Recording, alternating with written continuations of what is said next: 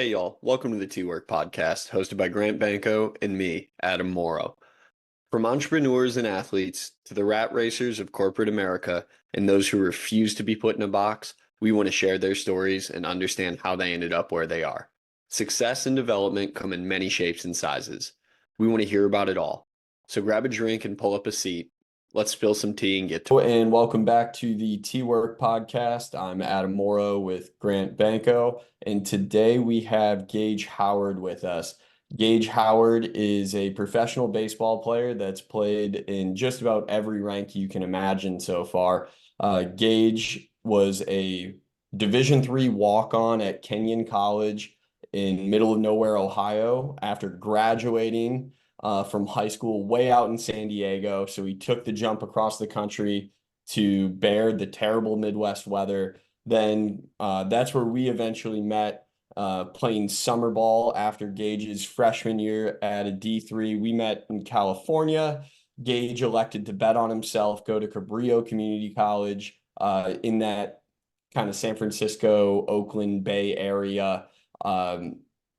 Didn't have a great experience there, but so be it. It led him to the University of New Orleans, and that's when Gaige really developed into the player that he is, or he started to shine through for what he could really be. And then, of course, he dealt with the unbelievable COVID season, putting question marks everywhere. Gaige eventually went undrafted out of the University of New Orleans, but then went on to later sign a free agent deal with the Los Angeles Dodgers. After about a year and a half in their organization, he was eventually released after making it as high A.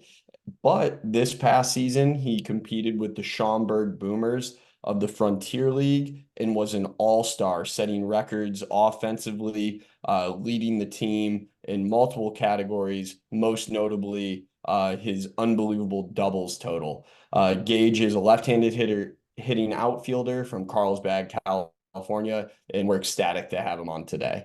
So, Gaige, hopefully Hey, I thanks for nailed having that me. intro. I'm Yeah, sure great I missed some intro. stuff along the way, or maybe I messed it up, but I'd love to just pass it over to you and kind of hear your story. Yeah, Adam, obviously I've known Adam for a long time. Guy that took a chance on me out of junior college. I didn't really have many opportunities as far as where I could go play. I know I wanted to play at the Division I level, and actually moved out to New Orleans and lived with Adam in his or in the guest room and trained with him at Nosby as the shirt that he's wearing right there. And yeah, we got, a lot more physical, or as athletic, or the athletic attributes, or a lot of the things we trained. And then that eventually led me, like, at the end of the summer there, I got like this one-off workout with the head coach at University of New Orleans, and ended up going there, walking on. And then, yeah, I walked on.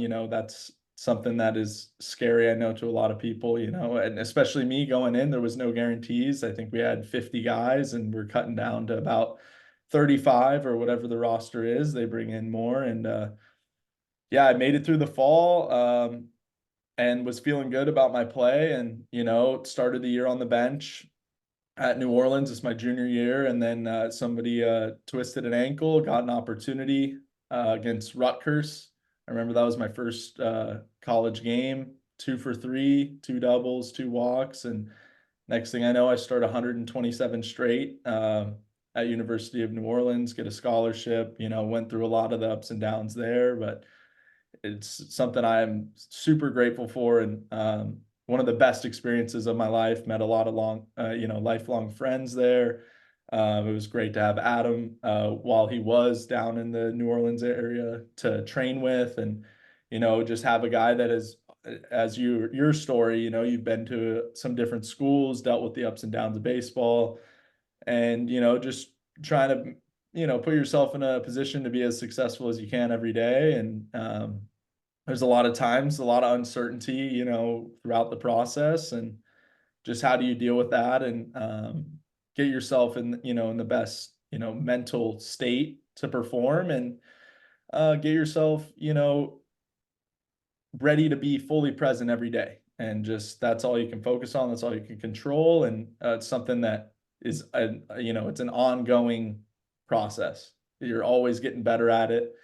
And it's just like any of the arcs or, graphs to success, right? You're going to improve, and then there's going to be a portion, where you're below where you used to be and you plateau, and then you can make another leap. And, definitely for me, that's something that I've really taken full advantage of, is just how can I be the best version of myself every single day, and ready to perform, whether that's the off season or in season. To me, it's all the same. In the off season, for sure, there is definitely a lot more time to enjoy things with your family and enjoy things with your friends. But, when you're doing this as a job, every day matters. So showing up, whether it's, the first day of the off season, or, the middle of December, or whether it's, the season's right around the corner, you're always fighting that battle, and getting yourself as, ready to go as possible to perform every single day. So that way, when the season comes, you're fully prepared to do the same. Yeah, man. And I love that you already brought up like focusing on being on the best version of yourself, because I obviously have known the story of you or heard the stories of you when you're 4'11" or whatever, your freshman year of high school. So like all you can worry about is being the best version of a child competing against 18-year-olds. And then like you don't even have an opportunity to even showcase who you are as a player until your senior year of high school, because you were so small for so long. And then ultimately it forces you to make the jump across the country, betting on yourself to go play at a D3 school. And you had a good freshman year, not a great freshman year, but you had a solid freshman year.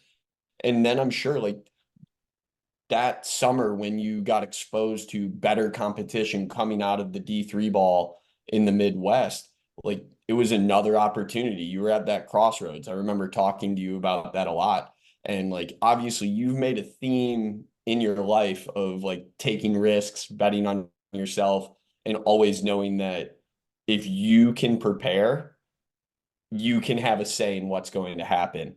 So like I know like there's so many different ways we can go with this, and like the pro ball is the really exciting stuff, but like just getting to witness you making that decision to leave Kenyon to explore what else is out there. Like to me, I'll never forget that moment, seeing it when we were on the field in Healdsburg, and like you told me you were actually going to do it. Like I'd love if you can just kind of like take us through that thought process. Like where you, it was like you were finally at a place that did believe in you, but you knew you wanted more. Yeah. Yeah, you kind of told the story. Yeah, in high school, I was really undersized. I think, yeah, my freshman year, I was 4'11", 5 feet tall, 130 pounds. And for, every year I kept waiting to grow, kept waiting to grow. And, I think I was 5'3" my sophomore year, 5'6" my junior year, and then about 5'9" my senior year. And I remember having conversations with my coaches after like tryouts my junior year, and they asked me if I wanted to play on JV. And I did not want to play on JV. I wanted the opportunity to be on varsity, and they said that it might not be a lot of playing time, and I accepted that. And I just remember being out there every single day after practice. We had some guys that I looked up to at the time, some guys that went on to, play high level Division 1. And, I wanted to be around those guys. I wanted to compete with them. And, I always had this belief in myself, for sure, regardless of my size, that, and any given day I could win that day. And, my junior year, I ended up getting 2 at-bats. So I remember I stayed after practice every day. I was in the weight room, training very hard, and only getting 2 at-bats. That's not the ideal situation, especially as most people know now in the recruiting process. The junior year has become the biggest year. That's where you get offers and you get looks, especially if you want to go Division 1. And that's what I wanted to do. Kind of realized, after not playing at all my junior year, that, I was going to need to go a different route. And so I continued to work, and, went out and found some camps that had a lot of Division 3 schools that were present at the camps and knew that that was a level that I had a travel ball coach, and he said, you know what, this guy, yeah, he can play Division III baseball for sure, absolutely. And you know, John, his name was John Lukens. He believed in me, and I was, you know, I felt good about that. Kept training and went out to these camps and did as well as I could. And Kenyon was a school that was super stoked on me, or they were very, you know, engaging, and they liked what I had to offer, and they saw potential in me. And so, you know, I felt, took a visit out there and enjoyed it. And had, you know, had taken care of business in the classroom. So I put myself in a position that I, you know, could go play at a multitude of schools. It was going to come down to like my athletic ability based on the way that I'd taken care of my academics. And so they took a chance on me. I went out there, and I remember when I showed up, I was like, you know, 2 inches taller and, you know, like 10 pounds heavier. I was about like 5'11" by the time I showed up, like 170. And then that year just took a leap and ended up getting to like 6'1", 195, 190. And so things started to change on the baseball field for me. Playing at that level ended up being a great, you know, kind of introduction to college baseball because I got to play as a freshman, which was huge. You know, there's a lot of opportunity to learn and improve as a player when you get the opportunity to actually be on the field and go through the ups and downs of a season. And at that point, you know, I'm 18 years old. I'm playing against, you know, grown men, guys 21, 22, you know, for the first time, and they have a lot more experience in this game. So I think for me, that was a big thing, you know, just starting to figure out a little bit about pitch sequencing, a little bit about, you know, guys' routines, how they get themselves ready to go. I was just very committed, and I loved baseball, and I wanted to push myself to the highest level. So I remember, you know, going late nights after studying, going down there, getting my workouts in, and you know, busting my tail to get an opportunity to be on the field. And I remember that was a great moment for me when they told me, "Hey, Gaige, you're going to hit leadoff, and you're going to start opening day as a freshman." And so I was super excited about that. And the season had its ups and downs. I remember I got off to a hot start and then went into, you know, a cold spell, especially back in the Midwest weather. That was a factor for the first time, dealing with the cold and playing in the cold. And then, you know, finished the season strong, and I knew that, you know, hey, I want to get drafted. That was always my dream. I wrote it down since I was a little kid. I wanted to, you know, play affiliated pro baseball. I don't even think I knew those terms existed at that point in time, but I knew that I wanted to, you know, play for the Padres or the Dodgers or somebody. And so I reached out to all these summer leagues, just sending them emails like, "Hey, I'm an outfielder here," and I end up in the California Collegiate League with Adam, and you know, I go out there and just you know, what an experience. I'm out in Auburn, California, and definitely start to pick the brains of the guys that had, you know, played Division I. Adam, you're coming from Dayton. And there were some other guys that were, you know, playing Division I, and, you know, just started to really try and learn from these guys. How can I get better? And that was always my mindset, was just how can I become a better baseball player? And so, you know, for me during that time, I remember I was driving from Auburn into Sacramento to work out every day. And then I was coming back and forth and, you know, playing the games, and ended up having a pretty good summer, you know, hit well, and, you know, started to figure things out as the summer went, and got some good feedback, especially from guys like Adam. Other guys on my team were like, "Hey, dude, like you could go, you could do it," you know, and I didn't really even know what the best route was. So, but you know, kind of heard about junior college, and I was playing up in Northern California, so took a look at a couple of them and just decided, hey, like got one chance at this, and this is the best route for me, is to leave Kenyon and to go, you know, bet on myself and go play junior college baseball, and especially to see if I could get an opportunity to play Division I. Yeah, man. I saw Banko starting to nod there a lot, like the writing down, like the goals. He's all over that stuff. He's ready, so I'm gonna Well, let him go. yeah, I was going to take a step back. I mean, you mentioned two things that kind of stood out to me. You mentioned your junior year, your high school coach is having that tough conversation. He's like, "Hey, you JV or varsity," and then you had a travel ball coach say, you could play D3, which for a lot of guys that are playing baseball, like that's a hard conversation to hear as a kid coming up through high school that wants to play Division I baseball, that wants to go to the next level and everything. D3, even from my experience, like it's a hard conversation and realization to hear from a coach, but you accepted that and sort of built on that. How did you, like, was it your parents? What kind of helped you be prepared for those conversations, from those hard conversations, and be open to those ideas from those coaches? I think that, yeah, the playing time was tough. You know, that's just always tough. You want to be on the field. It was just the reality, was that I wasn't going to be on the field. So to me, it kind of flew over my head in a way. It was like, okay, I'm not going to play, but I never really had the mindset that I wasn't going to play, if that made sense. You know, I thought I deserved to play, and I was willing to work every single day as hard as I possibly could, for the opportunity that I might play. And for D3, for me, it was like one of two things. I either go play college baseball and I give up, or I go play college baseball, and at that point in time, there was a few guys every year getting drafted out of Division III, and why not me? That's kind of what I thought.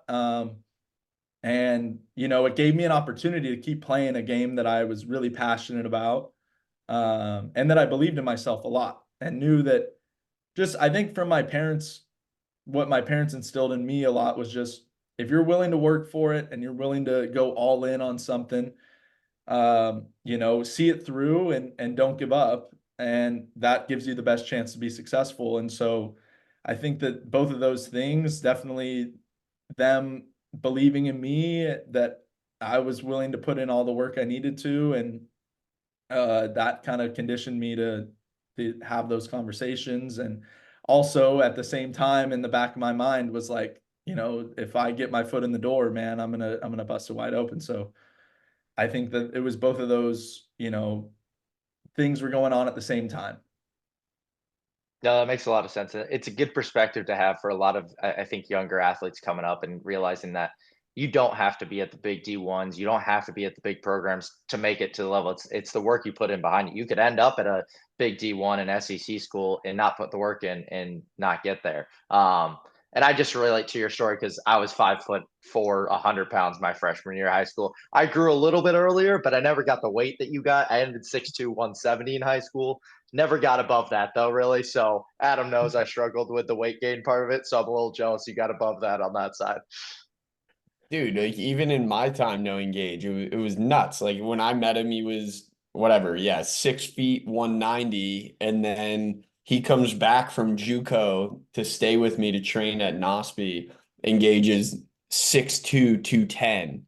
I'm like, what happened? Like where was this for me? I was pissed, honestly, because I'm looking back on it like, no, if I had this, I could make my comeback right now. But I had to move on, new career, no longer about me. It was about getting engaged to the next level. And like thankfully he bet on me. And maybe I sold him too hard or something, but it seemed like it worked out okay. No, that was huge. It was huge to have you in my corner. That was at a point in time where there was, not a lot of people in my corner, man. And so having you there, and I think it was kind of one of those perfect timing type things. Like, you were getting into the training. This was a perfect opportunity to get a guy that you believed in and that you knew could play at the Division I level. Um, and I was hungry, and I was ready to go, and my back was against the wall. So I mean, I felt, I was fired up for any opportunity, and it ended up just kind of being the perfect storm. But yeah, for me, it was crazy because my dad, I guess he grew really late.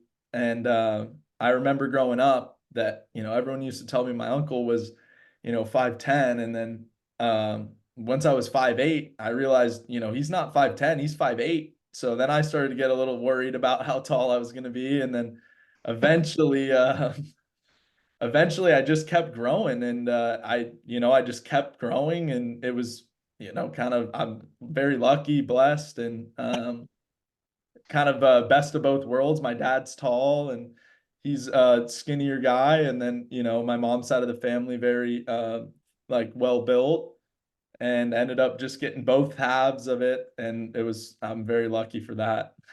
Yeah, lucky you. Only if you had your sister's speed. Yeah, she flies.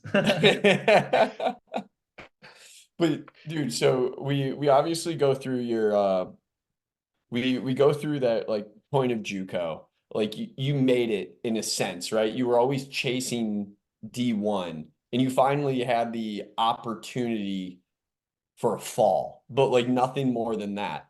And like, but when you finally did make the team, one of the things that you did that I loved so much, like kind of like the never forget where you come from kind of deal. I remember you said we had like 50 kids. I know for a fact you had 43. And the reason I know Oh, that yeah. is because you wore number 43 your first year at UNO because you viewed yourself as the 43rd guy on the roster. Like Yeah. they didn't want me here. They didn't like I'm gonna rep that. Like that's who I'm bottom of it all. Like nobody wants me here. Nobody believed in me. But you know what? I made it. Doesn't matter if I'm number 43. I can Yeah. still Pretty soon 43 was hitting in the middle of the order. So it was definitely a nice sight to see that in the lineup. And that's something, yeah, that was they gave me 43. I was okay, you know. I loved 43 for that reason, was just, yeah, I'm the last guy here. I really was the last guy here. It was about a week before school that I ended up committing, if you could call it even that. And playing that fall, I remember, there's a lot of pressure, especially when you bet on yourself and you don't know if you're going to make the team. Um, getting out there, I'm away from home and all of that. And I remember I started slow. I was like 2 for 15 to start the fall. And, I turned to one of my buddies, Robert Fabello. He's one of the best teammates I've ever had. And he was also walking on. He's a catcher. And we turned to each other. I think he was like 0 for 12. We turned to each other. We're like, hey, we better start hitting or we're going to be bagging groceries at Rouse's over there. Like, like we were, we could feel it for sure. And you felt it every day, but we just stuck to it. And I believed, I think that was the thing, was just the belief, like, hey, this is going to turn. And next thing I know, I think you were there, Adam, that we played our fall game at LSU. That was really cool. I got a hit. That was a big moment, and for sure building confidence, getting a hit against LSU, you really believe in yourself. Like, these guys are the best guys in the country. If I can get a hit against them, I can play with anybody. And yeah, ended up hitting like 300 on the dot or something like that in the fall, and they took me. And from there too, then it was super. I kept wearing the 43, but it's hard to be satisfied when you want to get on the field now, So then coming back for the spring, I remember I was on a tear. I was, hitting really well and playing really well, and um, just wanted an opportunity, and it didn't come as soon as I thought it would, as quickly as it would, but ended up working out perfectly. but what's so crazy is where you got that opportunity is also because one of your lifelong friends, like now, like a guy you love, Pierce Howard, went down, Yes, yeah, right? Like exactly. Yeah, one of my Mr. best friends. Yeah. Mr. UNO baseball. He was the best player on the team, Yep. had started every game since his freshman year, like ended up setting what, the total hits record or something Yeah, I like think his UNO? record. Yeah, Yeah. and you never would have gotten to play if Pierce didn't go down. Like Yeah. it's I know. It's crazy how that stuff crazy, happens. crazy how it works. And considering that, like, 80% of our games, the rest of the way, we hit right next to each other, or, 2-3 or 2-4 or whatever, but usually right, right back to back. And so that was wild. And yeah, him going down is just freakish that it happened when it did. Because I remember I was feeling really confident based on how I was practicing and playing in the inner squads about how I could play in the game. And still, like, you've been waiting your whole life to play a real Division I game, and now you're waiting even longer, and you've made the team and all that. It gets difficult, for sure. And I'm thankful that I was ready to go that day. I remember it was on a Friday night. He tweaked his ankle, and I went in, I pinch ran, and we didn't know the next day whether or not he was going to be healthy. I knew that since they had put me in, and then I went out and played right field, that if he wasn't ready to go tomorrow, I was going to play. And he ends up showing up in a walking boot, and then I'm like, okay, I'm going today. And then yeah, I think he was back like a week later too. So it was literally like I got my foot in the door, and by then they shifted things around and played the rest of the way. So um, even after that year, though, I mean, as you know, a lot of DHing that year, and had to Yeah. make another jump because I had a great season. The draft was kind of quiet, because of offensively, I put up, good numbers that should have got me a lot of recognition, but I was DHing. And so I knew the level of athlete I am and that I could play the outfield at a high level, and I just had to invest in um, really taking over learning the basics and just, really, putting my, nose in the dirt and getting after it in the outfield. And that was the whole goal the next year was I'm going to start in the outfield, knowing that that would give me a better opportunity to play at the next level.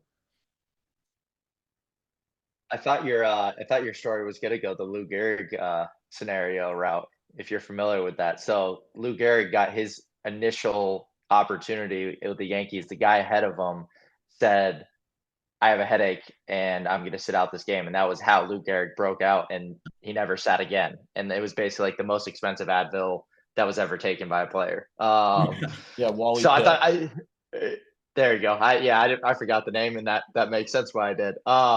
I want to kind of take a step back though. I mean, so wearing 43, 2 for 12 in the fall. I'm gonna ask a baseball question. Are you superstitious? I don't think so. Not very. I'll step on Really? the line before the game. Yeah, I put in too much work to be superstitious. I'm really, I wouldn't say that I'm superstitious, but I'm very, very focused on my routine before a game. Yeah. So Okay, so mentally, I want to be in a certain place. got it. All right. So yes and no. The reason I asked this question is, and Adam knows, I was playing summer ball my sophomore year with Adam, and I started off the summer, I think, 2 for like 26, and was not playing well. And we are already halfway through the season. I was basically playing every other game because I couldn't find a hit at all. We get into a rain delay, and I'm like, I'm really craving a Mountain Dew. So I drive to a gas station. All they have is a liter of Mountain Dew. And I'm like, well, I guess I'm buying a liter of Mountain Dew. Drink the liter of Mountain Dew during the game and go like 4 for 4. And I'm like, well, I guess I'm drinking Mountain Dew every single game now. And like ended up hitting really well and playing every game the rest of the summer. So that's why I asked if you're superstitious, because I kind of related to that story. Yeah, yeah, I don't have any Mountain Dew I don't have anything like that. But I know that you guys are super big into the routine, and this is something that I've more got into in professional baseball, but I am very, very dialed in on what I do every day before a game and then my nighttime routine, and I'll stick to it for 6 months or the whole season.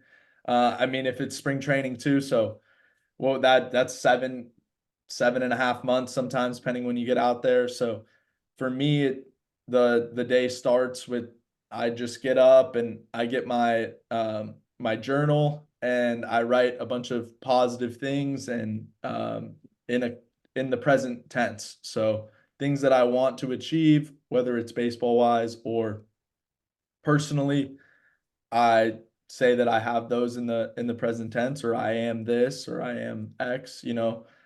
Um, and then from there, I do a quick 15-minute yoga um, routine. That's a lot of it is just conditioned to like take out a lot of the strain that my body has from what I do every day. And then after that, I like to meditate, and I do like kind of a creative meditation. So slow the mind down, and then I visualize somewhere that I'm very at peace at. And then from there, I'll go into visualization. And for me, that works the best. So like if we have a new series coming up and We, I know who we're playing. I know where we're playing. I'll just visualize myself in the box, facing a righty, throwing me heaters, seeing myself hitting it the other way in the gap, to center, to the pull side gap. And then breaking balls for the same change ups. And then I'll see a lefty. I'll do the same thing. And I just kind of see myself having success.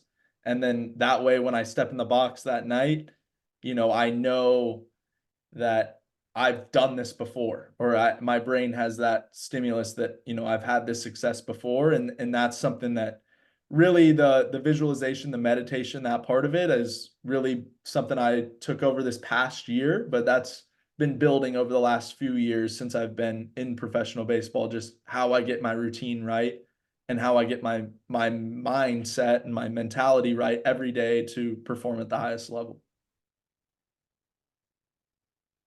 Yeah, and I thought it was funny that Banko brought up superstitions because it's funny. You said you're not superstitious at all, and I was about to be like, whoa, hold up, pause. But you talked about it as in terms of routine. I was like, okay, fair. To each his own, word it however you want. And like I think like all this, like, because that's always what I've witnessed from you is like your supreme control over what enables you to be successful. And you won't let anyone take that away from you. And I think that that's really admirable. Like you know what works and you're going to go to all ends of the earth to do it.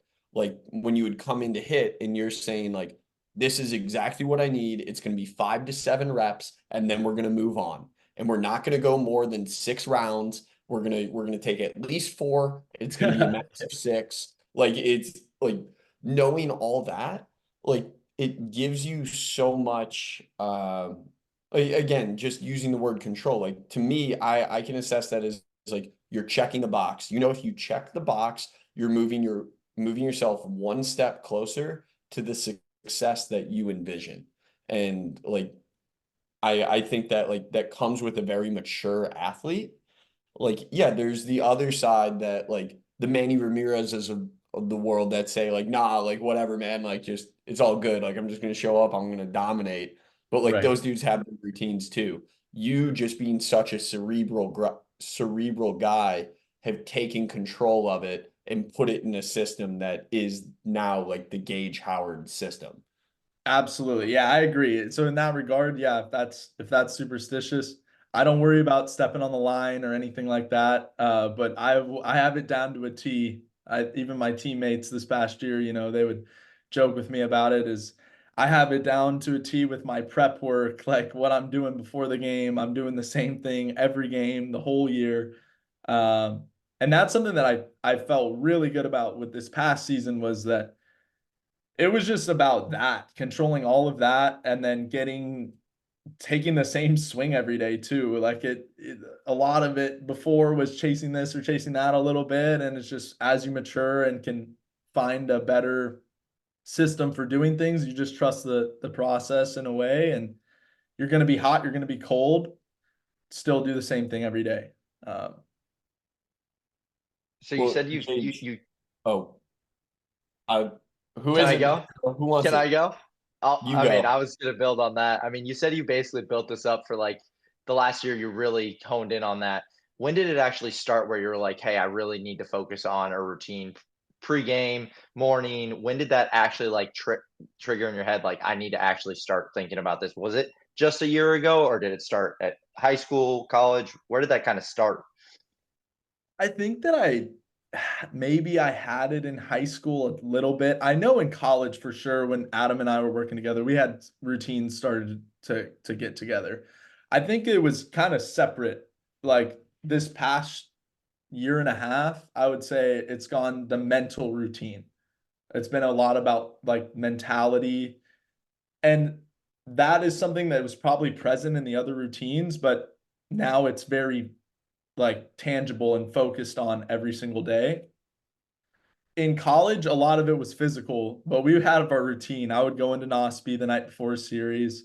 We would hit, we would work on X, Y, and Z that we wanted to that week. There'd be times where I'm swinging it well, and maybe I'm there for short time, and then there'd be times where I'm working through things and I'd be in there for a couple hours, and Adam's hungry, I'm hungry, we're ready to get out of there, but we're still trying to figure something out before this series this weekend. And so I think in college was starting to be like I was focused on getting, what I was doing the day before, like eating well, how my sleep, stuff like that.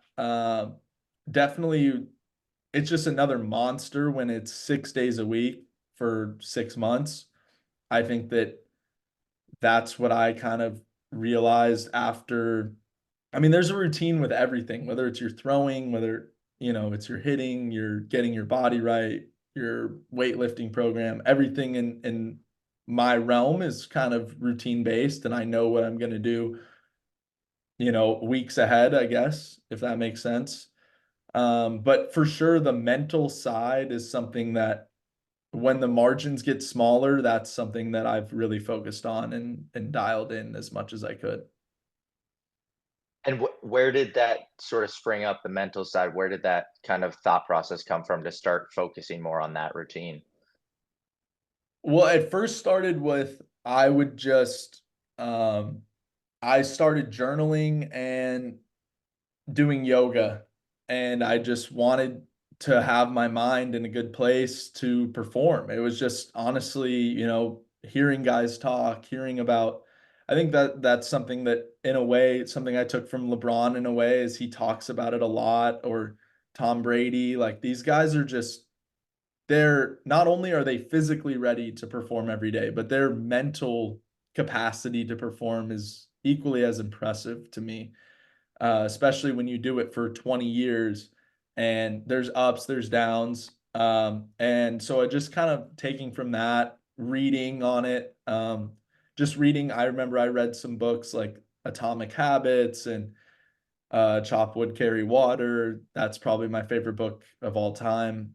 And it's just about the process. And so those are controllable things. And I guess something I hadn't really put much thought into when I was 20, 21 was just how important it was to mentally be prepared for success every day, as well as physically, especially in a game where you're going to fail a lot. Yeah, Adam just ran away. But no, I haven't actually heard of that Chop Wood book. Yeah, no, I see that you put on the light, Adam. I need to look into that one. I've heard of Atomic Habits, obviously. But You've no, never I'll done definitely. chop wood, carry water, Banko? I've never even heard of that. Wow. I It's a know, good it's one. surprising. It's a short read too. It's easy. It's awesome though. It's a great book. Yeah, that really Yeah. surprised me. I even throw that in some text messages occasionally.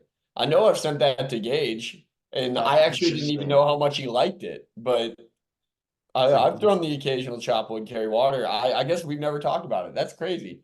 No, we don't really talk about books Yeah, we'll for the start our most own book part. club. Yeah, we need to do that.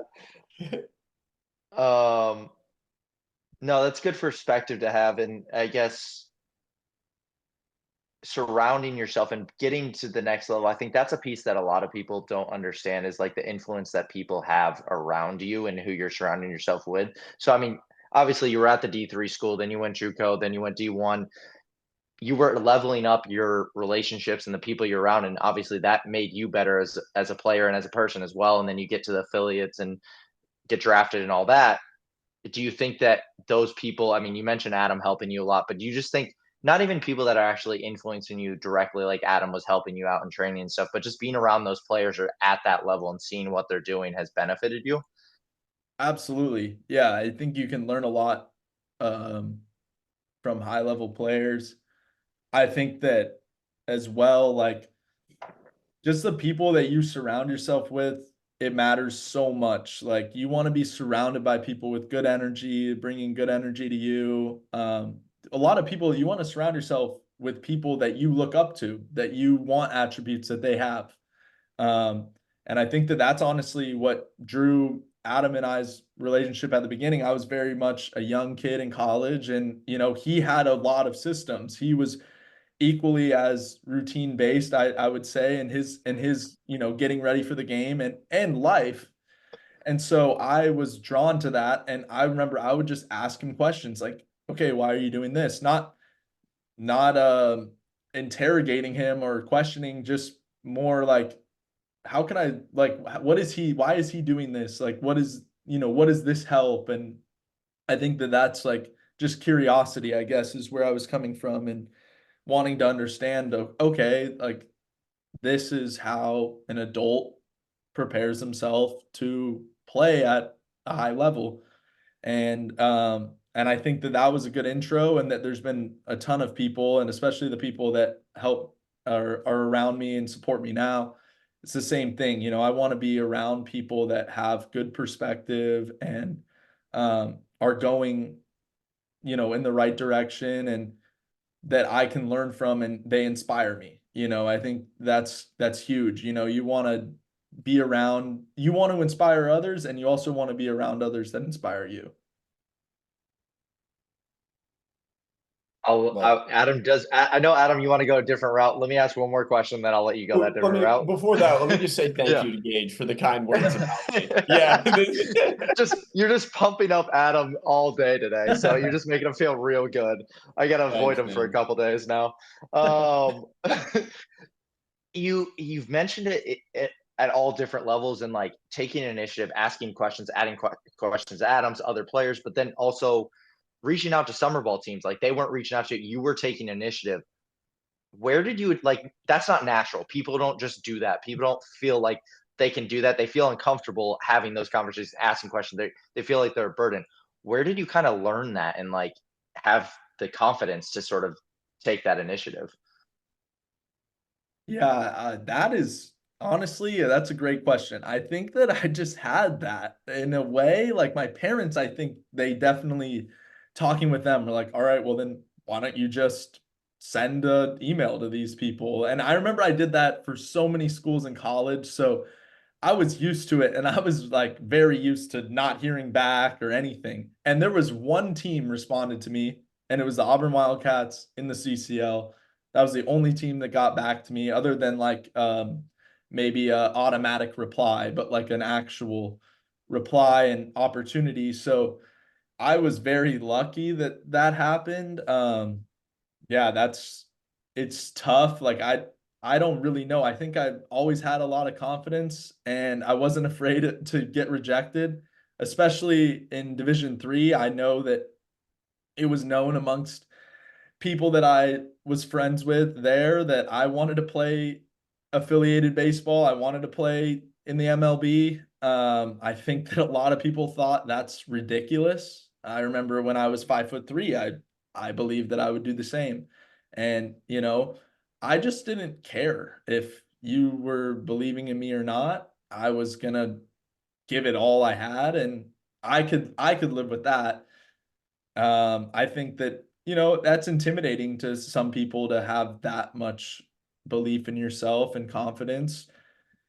And definitely, I think that as you mature, it's looked at as a positive thing to have that belief. But I think it's definitely something that there were times, yeah, where people would, make fun of me or um, poke at me for those beliefs and that confidence. But I was willing to accept that. If I could, get an opportunity and felt like it was coming.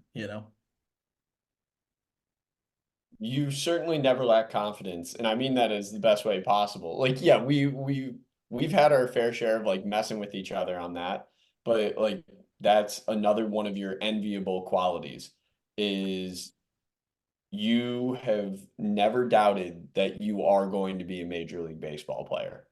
And I know that's why you still play today. Of course, Yeah. you love baseball and you'll play baseball as long as you can. But the real driving force is, yeah, one day you're going to play in Petco Park or in Comerica or Yankee Stadium. Like that's why you're doing this. And like I think that's so cool. Like you're in your mid 20s now, like, yeah, you were forced into the indie ball route, but so be it. That's just another stepping stone on the way. Like you obviously proved that you were an all-star this year in an extremely good independent league. Like you've never been one to shy away from the cards that you've been dealt. And with that, you've always believed you can win whatever hand you have. Like it's Yeah. very cool. It's very cool, Gage. And I don't know if you recognize like how powerful that is, but it's a quality you should be proud of. I appreciate that. Thank you. Yeah, no problem. And so now I messaged this to Banko too, because this is a place I've wanted to go since kind of the beginning of the talk. Um, is a time when you like didn't have control.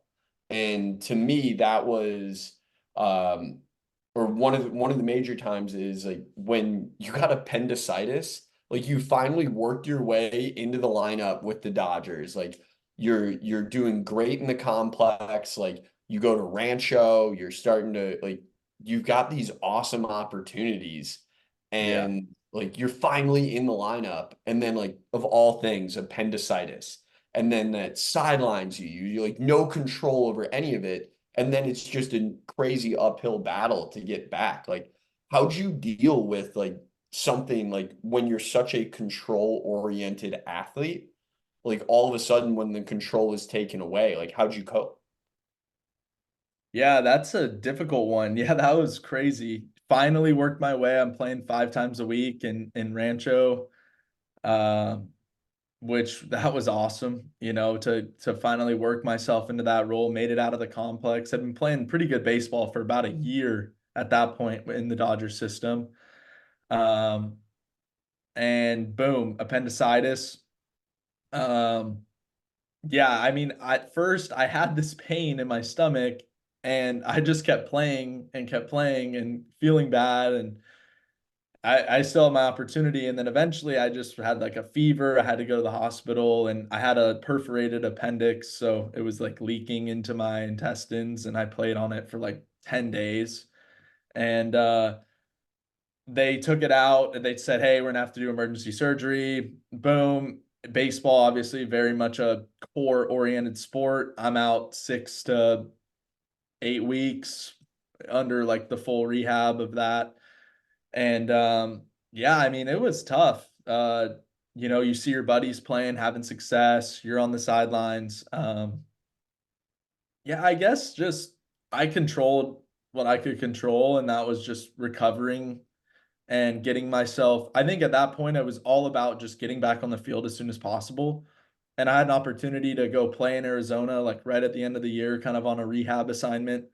And I remember when I got back on the field, I definitely didn't feel as explosive running or anything, but the skill kind of takes over at that point and had some success playing in the games and then the season finished up and from there they let me stay in Arizona and I went to like the movement camp or the instructs it's like instructional league. They have like guys just working out there and I was there to like continue recovering from my appendicitis and my surgery, my appendectomy.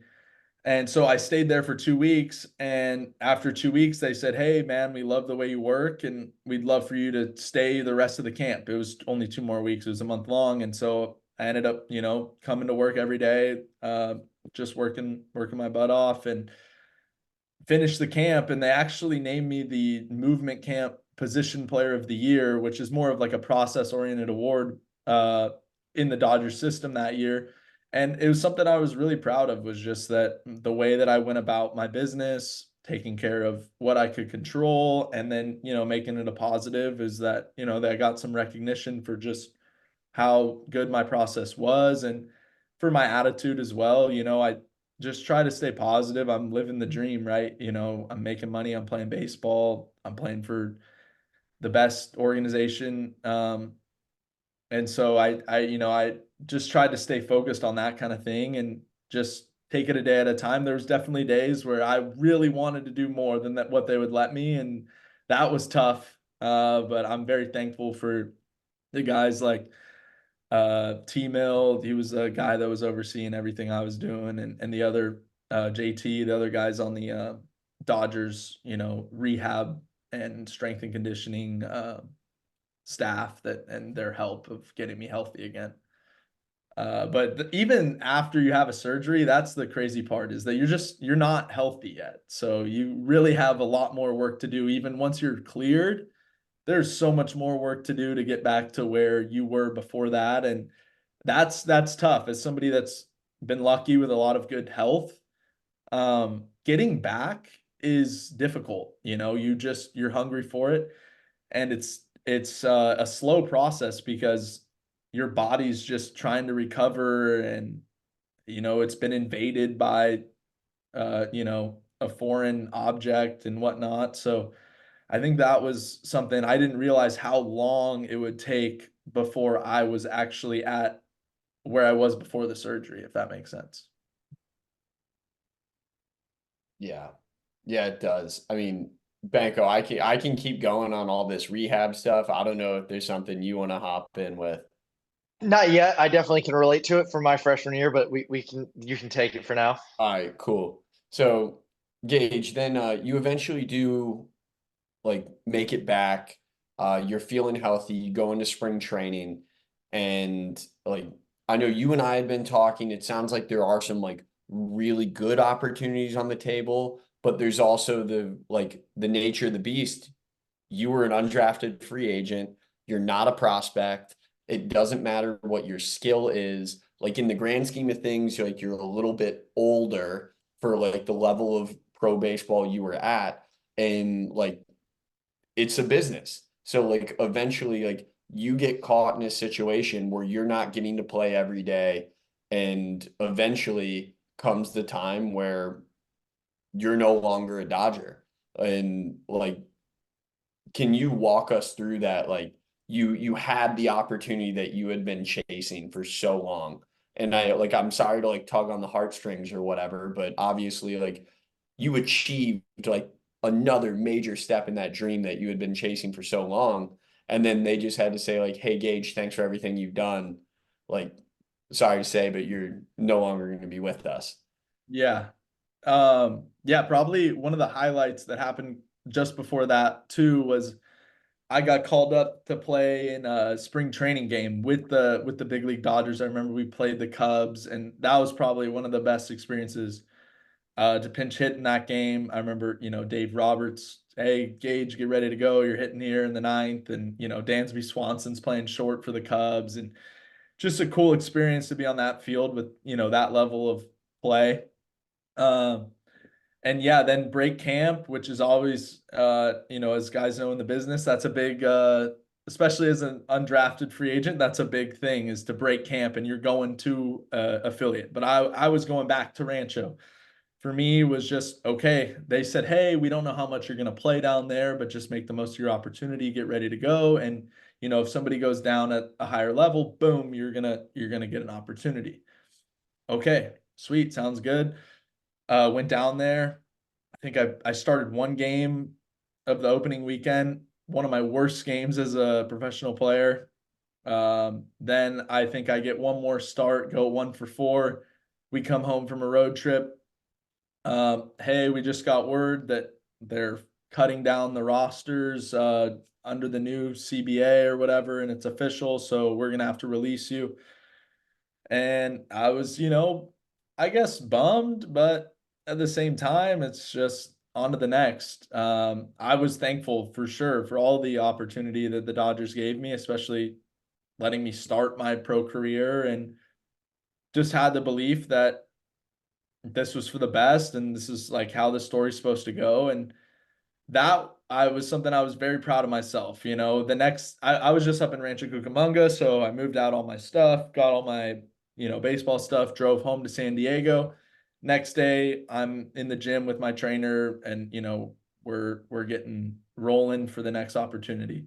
And for me at that point, I didn't know what it was, but had some good connections within the Dodgers, and they ended up um, referring me to some indie ball clubs, and ended up getting an opportunity to go play with the Schaumburg Boomers a couple weeks later. And then next thing I know, I'm on my way out to Chicago. And I was just really hungry at that point in time, especially as the season had just started. And you put in all that work in the off season. You come back from an appendectomy, you're working your tail off 6 days a week to play the season. And so for me, it was, hey, let's find an opportunity where there's potential to get 300 at bats. It's something I hadn't quite had yet in the professional ranks. and see how everything plays. And over that 2 weeks, based on how spring training went, I knew there was a couple things I wanted to work on swing wise. And so kind of hammered those home and was like, hey, these are the positions I need to be in order to play in the big leagues. And so I'm going out there and I'm sticking to these positions, whether they're comfortable or not, and ended up having my best season yet as a professional player. And, kind of turned another situation that was difficult into a positive. And, now in the off season this year, looking for any opportunity to get back to an affiliate ball club and um, continue the climb to the big leagues, or whether that be, abroad in Korea, Japan, Taiwan. Love to play at the highest level possible. Yeah, man. Thanks for going through that. I know it's a funky one. And it's weird to say that like getting fired is just like another part of the job in baseball, It but is, like yeah, no, I mean, in all seriousness, it is. Like, I mean, it's part of it. Like any given day you can have that pink slip. totally. And It's something that thankfully, it happens, man. It's totally a part of the business. And I think it was something that before it happened, I was worried about. There was some level of fear or anxiety about, man, I really don't want to get released. After it happened, it's no longer there. It was a very freeing experience in a way. It's just nothing really changes from this day to the next day. It's like you're undergoing the same process. So, um, yeah, I yeah. mean, and you're just on your journey, whether or not you're employed by the Dodgers or by the Boomers. You have the opportunity to continue to get better. And when you're ready, when you're good enough to play in the big leagues, I'm positive you'll get the opportunity to. Yeah, I think a cool part of that story was your perspective of saying, I mean, you got the news and you're like, all right, on to the next morning you were training. It wasn't like, oh, I'm gonna be bummed and do nothing for the next week or two. You immediately got to work again, which is a cool thing to hear. That a lot of people I don't think take into account and how hard that might have been. Um, do you think, and then you mentioned it being kind of freeing, you weren't worried about it anymore. It happened, you went and played in Chicago, you said best year in pro ball yet. Do you think that kind of happening and you not worrying about being released anymore kind of helped you loosen up and freely play and sort of helped you play a little bit better, just having that perspective? I think it was just another opportunity um, to live by what I had committed myself to, and that was just to be disciplined, regardless of how I feel every day. I have stuff that I'm accountable for to do and to get better.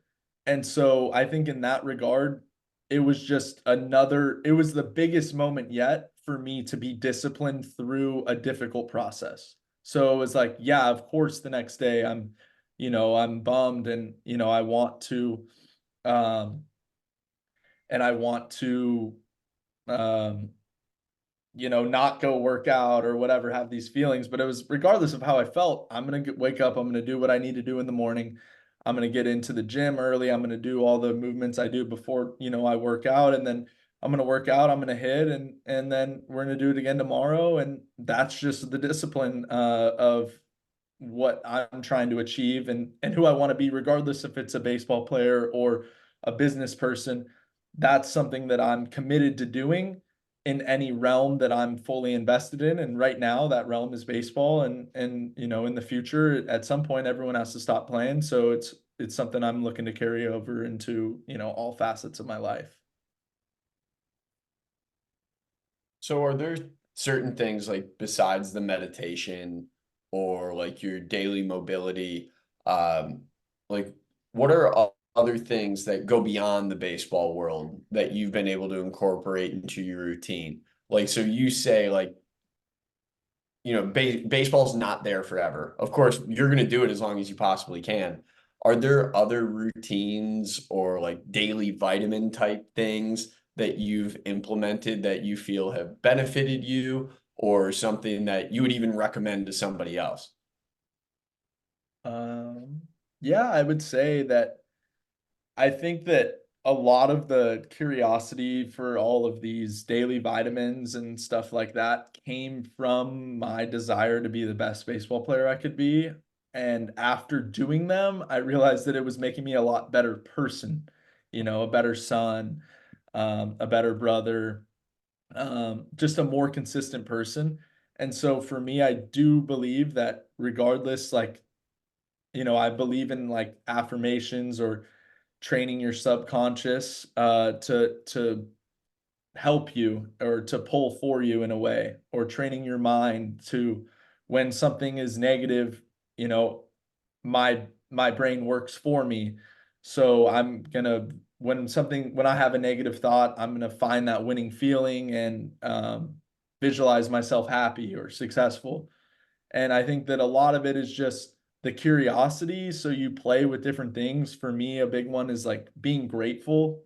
I think being grateful coincides with, you can't be in a bad mood if you're grateful for what you have. And um, I think a lot of it is just playing with that and being invested in learning about that, if that makes sense. As far as like, okay, what are three things that I'm grateful for today?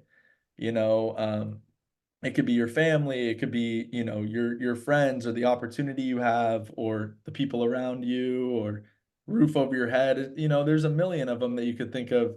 And it's just conditioning your mind in a way to easily access those positive things, because I think at the beginning of my journey, it was hard for me to find super quickly 10 positive things. If you work on anything, the more time you spend recalling and teaching yourself how to recall positive things faster, it becomes habit, and that allows you to be more successful in all facets of life. You've mentioned affirmations a couple times. I'm curious, have you watched the documentary, or not documentary, I guess, but summary, or read the book The Secret? I haven't. I've heard it's Okay, I would highly it's on YouTube. It's the documentary. I haven't read the book, but I've watched the documentary. It's like an hour and a half. It's free on YouTube. Be something you might probably I'll be check interested, it just out. based on what you're saying. But question kind of for Adam, actually. You've mentioned daily vitamins. Where did that term come from? I've never heard you say that until we started doing this. Regs. It's all from Regs. Really? Yeah, and so it's from whatever our freshman year at Eckerd, he used to call our infield prep work vitamins. So I've now taken daily vitamins to me as like this simple routines that you do regularly because you take it like a vitamin. You're supposed to do it daily. It's just a part of what you do. And like if you stack that over and over and over again, it leads you to success. And like I don't know if it was that like philosophical for Regs, but you know how I think. So Regs calls it vitamins, and like some people call it dailies, but Regs called them vitamins. So it stuck with me. And then like I started incorporating that into like the writing that I was doing and like the blog that I was working on and the coaching I was doing. And then, now that we're trying to learn from other people, it's just in my vernacular and it's the way I ask the questions now. So you can blame Teddy Regan for why I always talk about daily vitamins. No, now that you say it, I do remember him saying that. It didn't click in my mind like it clicked on yours. But you're using big words too, trying to make me look dumb here, and I don't like it. A world-renowned, not smart person. Yeah, sure. Yeah. So is it okay? Am I allowed to keep calling them vitamins? No, you are. I was very, like, you said it multiple times, and I was just very curious. I was like, I've never, like, you sent it in a text one time, and I was like, I have no idea where this came from. Dude, blame our old salty vet coach. That's Yeah. on him, man. But Hey, he had some zingers. yeah, of course. Learn a thing or two from that man. Um, Gaige, it's cool to see how positive you are, especially like the growth of it. And like I do think that's a cool perspective to have. Like training yourself to like recall these positive affirmations. And I'm even thinking about that for me. Like generally I'm a pretty positive person, but I've never gone through the process of like naming the things that I am grateful for, or like things that I can express gratitude towards. And like even just hearing you say it, like I'm thinking like, huh, should I write that on my calendar just to do as part of my daily? I might do it. It's that's an easy one. Like anybody can do that. Like Yeah, that's it is. And for me, as I've learned more, I have a great mentor in that realm, and his name's Nia Pham, and he's trained a lot of uh, pro athletes and a lot of different, uh, I guess, sports in a way. A lot of fighters. He's worked with a lot of fighters, and I feel like there's nothing more, um, I guess, difficult, or you have to be as ready as possible. Just you versus somebody else physically fighting them. I feel like that's just insanity. And you've got to be ready to go. And he's talked to me a lot about the process of building these, positive thoughts and making your subconscious work for you. Just the way you talk to yourself and all of those things will help you be more successful. And I guess the one that he's really cued me in on is just that in those 30 minutes right after you wake up, that's your best time to reach your subconscious mind. And that's when you can really, if you are writing down a lot of positive stuff and, telling yourself this good story, that starts to be the story that your subconscious is pumping into you throughout the day and over the days and when things are difficult. It's there for you to build you back up. And when you're working for yourself, if that makes sense, like you're working with yourself. A lot of people are working against themselves with just how they're talking to themselves or what they believe or the story that they're saying is going on. And so if you can make, it's almost like two people working towards the same goal if you can have your subconscious on your side, especially as we all know playing, performing at a high level when you're in the box, or you're in a big board meeting, or you have a big meeting or anything like that. That's when the doubt, that's when the insecurity starts to creep in, and that's where you want your subconscious working for you so that you can perform at the highest level. Yeah, I'm actually probably more obsessed in this space than Adam is, based on my history. I would recommend also look into Joe Dispenza. He's sort of a meditation guy and subconscious mind guy as well. He has a cool story and sort of talks a lot about that. So you'd probably find that interesting because I've heard the 30 minutes. I've also heard the 5 minutes right before bed. If you do something 5 minutes before bed, like you're in a certain state and it gets in your subconscious mind as well. So I've definitely looked into it. I need to dive deeper, definitely on my end. And do you physically write do you Yeah. handwrite them? Okay. I've typed them out. Maybe I need to try the actual physical writing because I know there's definitely a difference there. There's the other Um, one that I would do this year. You put on like a affirmations and you just play it while you sleep. I've done that before. I will warn you, you will wake up in the middle of the night because there is noise playing, but I have done that in the past. Yes. I love that one. I think it's good. I just put it on real low because I'm like, I know that my mind can hear this, so I'm Yeah. just gonna let it play and feel good tomorrow. So that's roommates on the road though, they don't love that one. So. yeah, that's I'm gotta be surprised they don't. brutal. Do they force you to put headphones in or you don't care? You're just like, nope, it's Well, happening. it depends. If your buddy went 3 for 4, then yeah, you might have to put headphones in. But if he's coming off an 0 for 4, he might buy in a little bit and start and feeling confident the next day. That's a lot of the ones I do, the confidence affirmations and stuff. Just loop them and throw it in there and just try and get that subconscious working for you, man. Yep. Do you record your own voice for that, Gage? You can, like that's the ones that you can like play in the morning and stuff. I don't have one that I've been able to loop for 8 hours, but I've heard that it's more powerful to for your own voice to say it. So, but yeah, that's something Nia talks about a lot, is just saying it. And it might be like kind of a short thing that you listen to in the morning, or it's just a tool, especially if you have to like get up and go. Sometimes, yes, not every day is it reasonable that, maybe you have a very important call that you get right as you wake up. Yeah, I got to take this call. I'm not, in there meditating and making sure I get all of that done if I've got to take care of business. But, a lot of the days are controllable before you have something. And so just getting up a little bit earlier and making sure you take care of the mental side of things before you get to the physical activity. How long does that morning routine take for you? Like, what's the kind of time frame, just to give people perspective on like how long you're meditating, how long you're visualizing, just to sort of give them sort of gauges? Yeah. Probably anywhere between 30 and 40 minutes. So I would say, yeah, like if I would wake up, yeah, an hour before I have to like leave, if that makes sense, just so I can get all of that in and then also get myself fed and ready to go and all the stuff I need. But yeah, like 30 to 45 minutes, somewhere in there.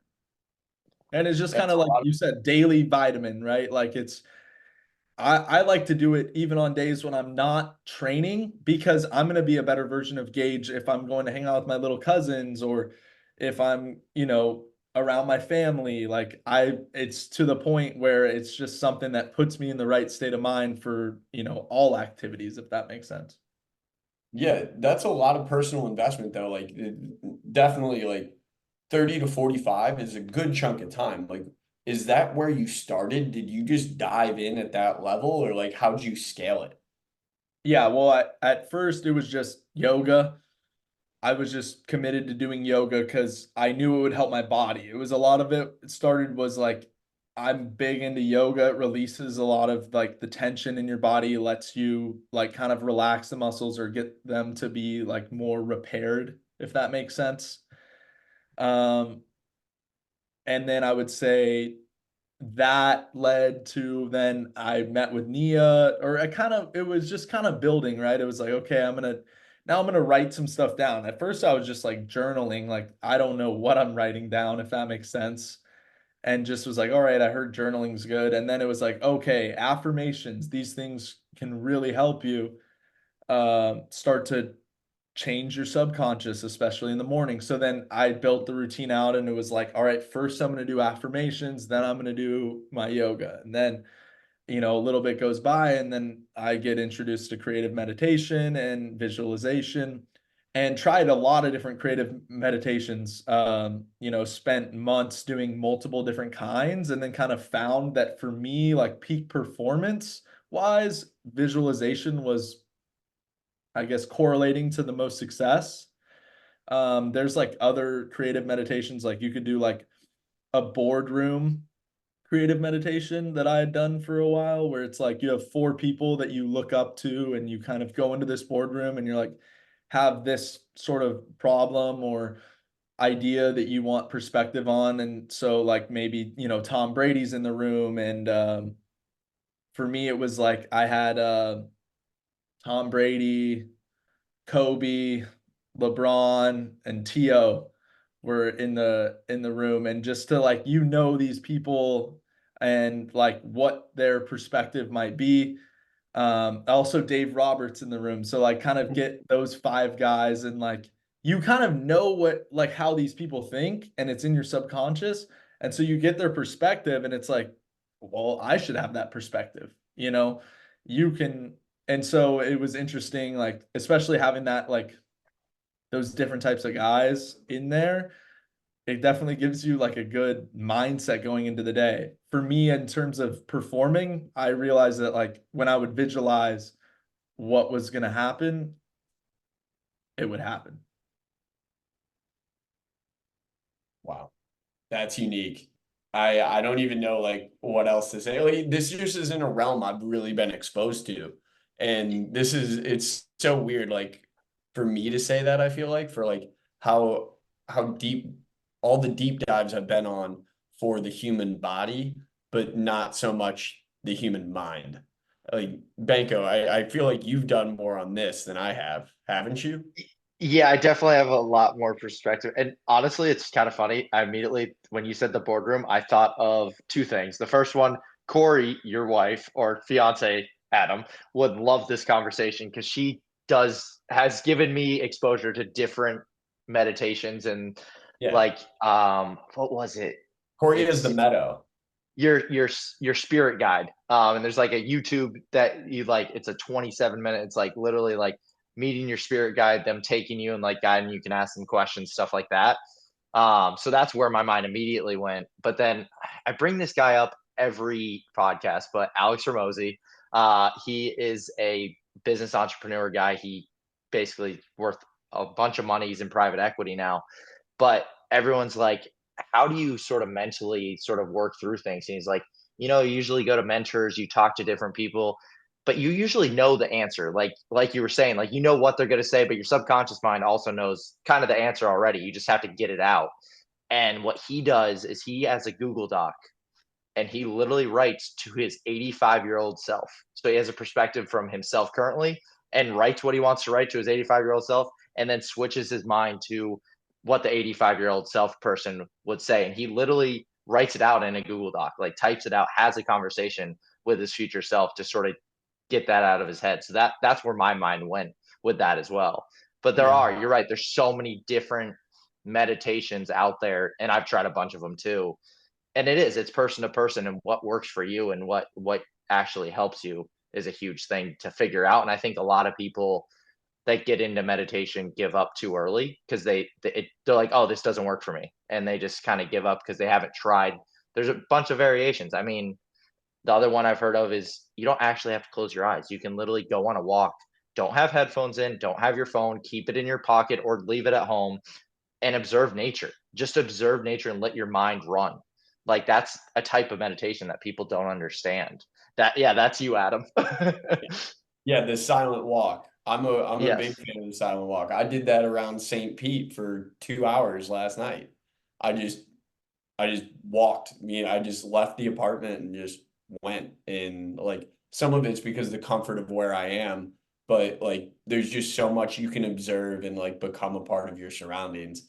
Like that to me is when like I let my guard down. Like that is like some of the most peace I feel. And it's when I do my best thinking is like I'm like loosely active. Like I'm just walking around like so my body's engaged and then it just like allows my mind to wander. And with that, I feel like I wrote down like 3 different things in my calendar for like projects that I'm like taking on for like Flex Pro Grip this year that I thought of all last night, like just going for a walk. Like I'm a big fan of the silent walk. And like thanks for saying it's meditation because now I feel better. But that's my go-to. Well, I was going to mention, Adam, and I have you heard of? I got to look up what the challenge is called, but I think it's just called the 12-hour walk challenge. Basically, the whole premise behind it is, and there's an app for it and everything. Like, don't bring your phone, no technology, commit one whole day and go walk for 12 hours, no technology, no distractions, and go walk for 12 hours and let your mind just wander. Yeah, I've looked into it. I've never done like the full 12 hours, but I do appreciate immensely about the guy who like kind of like built the perspective around the 12-hour walk is he also says like the 12-hour walk is more of like a mindset or a personal journey. So like you can do a 12-hour walk from like a front porch swing or like a stool in front of your house. Like you don't actually have to be walking for all 12 hours, but it's the willingness to renounce like the cell phone or outside noise. So you do have to make some sacrifices ahead of time and maybe let some people know you're not going to be accessible. But like what you can gain from that is I think it's immensely powerful because like one, you're learning the power of like what you have in here, but two, it's also like opening your eyes to like what's around you. And that's why I like it so much. Yeah, I mentioned I actually did try it. It is definitely challenging, and walking for 12 hours, like, yeah, you can sit down, but like you kind of get bored, so you do continue to walk. It's tiring. Like you walk far. So just be prepared when you ever do try to do it. But yeah, no, I think I could go on a rabbit hole about this, but I don't want to sort of take that time away from you, Gage. So go ahead. You look like you want to say something, so go ahead. Yeah, I thought it was super interesting you talking about the like Google Doc to his 85-year-old self. I found that that's like very similar to one of the premises of like some of the mental work I do, which is like a role model mindset, something more I've adopted like this off season, and something that I think has been super powerful in terms of just, daily decision making. And a lot of it is like having a role model mindset where it's like, if my future kids were watching me, or if my younger self or older self, like how would I handle this situation, or how would I handle, the cards that I have, and what would my process be? And I feel like that's very similar in a way to what he's saying, and so that kind of just to me like seemed connected in a way. Yeah, no doubt. So you mentioned Nia fam. Is it he, she? I don't He know. He, okay. Um, do they have like books or anything like that, or like any training, or is it just like kind of one-on-one coaching? How did that relationship kind of form for you? So he is a personal trainer, has his own facility in Forest Ranch. And I work out at DBC San Diego. I have my own trainer, Casey Parlett. He's awesome. Um, and I started seeing Nia through the outfield coordinator for the Dodgers. He used to train with Nia, and he just told me about like his amazing mental stuff. And Nia used to train like Matt Kemp and Nick Hundley, Austin Barnes, some big leaguers, and so, as well as like other sports, some NFL players and stuff. And so I went in and just met with Nia and said like, hey, I'd love to learn about like the mental side and like the stuff that you coach on, and just kind of started with just some simple exercises. And then, he's always sending me like podcasts or videos or things to watch. And um just kind of like we built a relationship where we're, meeting once a week. Last off season we met like once a week, and now with my schedule and like if certain things come up, we'll get together, at least twice a month, hopefully more. Just depends on what's, how his schedule looks and whatnot. But once you kind of get the roots, it's really a personal journey like into your own like mindset and mentality, and you have to put in the work, right? You can't just go see somebody and they're gonna, show you how to do it, if that makes sense. But he's definitely a good reference point for me, and it just was a slow build of positive thinking, if that makes sense. And No, talking to yourself like not out of a place of lack, but out of a place of strength and things of that nature. yeah, no, that definitely makes a lot of sense. And I think a big point you make there is it's up to you. It's you to take action, you to actually act upon it. Because I mean, yeah, it's great. You read these books, you watch these videos, but if you actually don't take action and commit to doing the things that these people are teaching, you're not gonna get the benefit out of it. And that was a hard piece for me initially, because I definitely I my parents would laugh. I read a lot now. I did not read in school. I was the kid that got the little notes online, and that's how I took tests, and it worked. I was not going to read books, but now I've definitely read a lot more books, and that's the biggest thing, like taking action. And like I think that's a big key that a lot of people miss is you actually have to perform the things that they're saying in these books to get the benefit and see the benefit and learn what works for you. So I think that was a good point you made there. Yeah, discipline, right? Same thing as the discipline, because you're not going to want to do it every day. So you got to just do it. Yep. And you'll thank yourself later. So I don't have like I could definitely talk about this kind of stuff all day, and like we'll definitely bring you back on, Gage, but I don't like we've been going for a little over an hour and a half now. I don't have any more questions just because I don't want to extend this longer, and we can kind of bring you back. It's definitely been a long day for both me and Adam, and you as well. You were training. I mean, I guess I would leave it as, do you have anything that you would kind of want to close out on that we didn't touch on? Anything that you kind of want to mention? Anything like that? No, I mean, I enjoyed, thank you guys for having me on. It was cool to talk about this stuff. I wasn't, when you guys reached out, I wasn't sure what we'd even really talk about, but we found plenty. So that was an enjoyable experience, and thank you guys. I appreciate it. No, I Definitely, man. appreciate you coming on. Yeah, really appreciate it. Of course, you and I have a relationship that I value immensely, and I'm glad Banko gets to share in that now too. Yes, yes, me too. Nice to meet you, Banko, and always thank you, Adam. Yeah. Well, Yeah, we'll keep in like touch. like Banko said, we're definitely going to bring you back on, and I'll try to keep in touch with you on how I do with these morning affirmations. But Okay, yeah, let me know, man. Well, we always stay in touch anyway, so yeah, but yeah, good. Yeah, it was awesome. So thank you guys. thanks, Gaige. We'll see you. Hi, everyone. Grant here. Thanks for tuning into the show. If you could like, share, and subscribe, we'd greatly appreciate it. Also, if you think you or someone you know has a good life story to tell, we are always open to guest suggestions. You can send those suggestions to our email, tworkpod@gmail.com. Thanks again for the support.